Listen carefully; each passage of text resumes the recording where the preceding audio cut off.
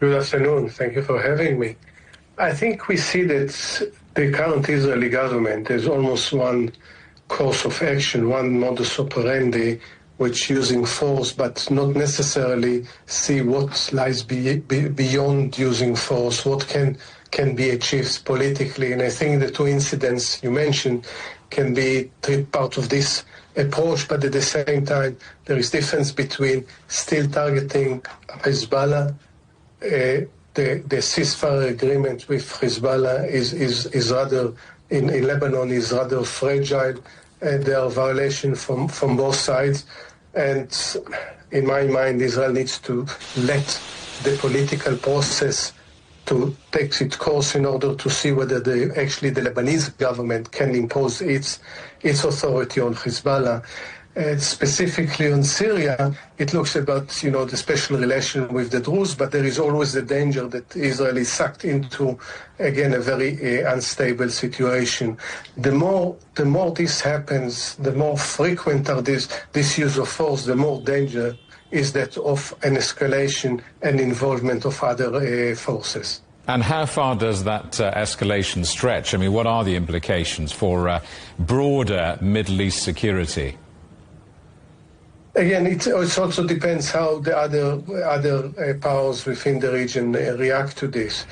For instance, Iran is a much weaker force right now. It's not likely to be involved, especially that its ally Bashar al-Assad is not a force, and the Alawites are not a force in Syria. So it's not very likely in the near future. Lebanon is in the process of rebuilding itself.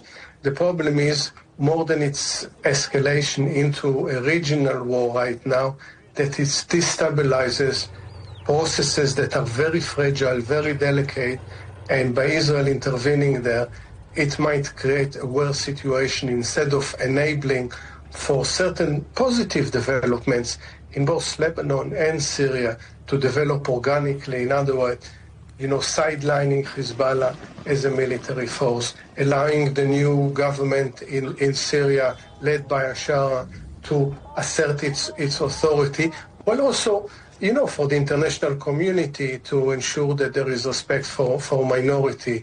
And I think Israel is exacerbating or intervening with a very fragile situation. Israel has framed its campaign as targeting every terrorist. I wonder, how does that approach fit into international law?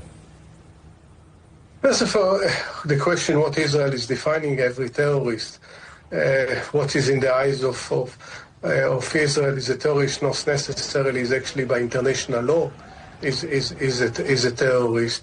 But Israel is not the policeman of the region. It doesn't have the authority of the United Nations to intervene in another sovereign country or sovereign countries.